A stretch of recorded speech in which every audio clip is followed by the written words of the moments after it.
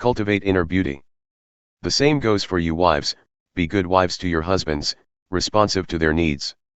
There are husbands who, indifferent as they are to any words about God, will be captivated by your life of holy beauty. What matters is not your outer appearance, the styling of your hair, the jewelry you wear, the cut of your clothes, but your inner disposition.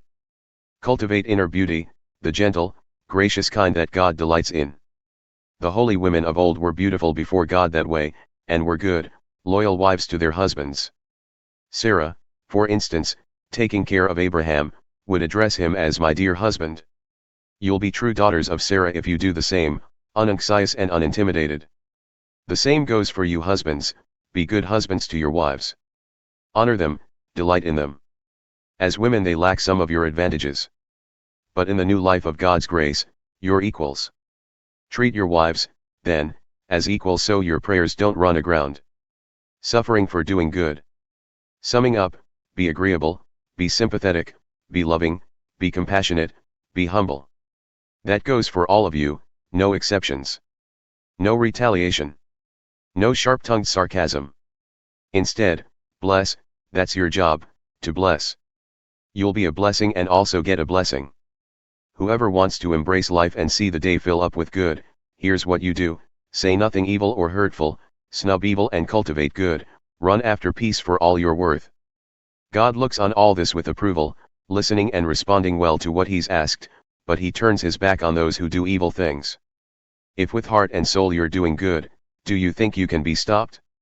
Even if you suffer for it, you're still better off.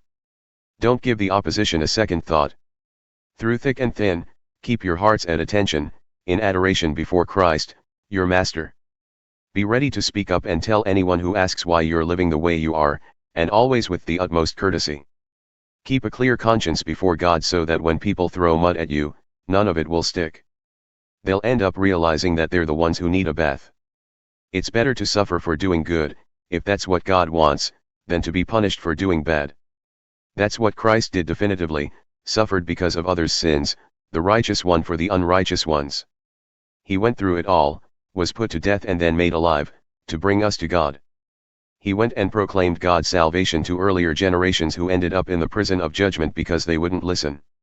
You know, even though God waited patiently all the days that Noah built his ship, only a few were saved then, 8 to be exact, saved from the water by the water. The waters of baptism do that for you, not by washing away dirt from your skin but by presenting you through Jesus' resurrection before God with a clear conscience. Jesus has the last word on everything and everyone, from angels to armies. He's standing right alongside God, and what he says goes.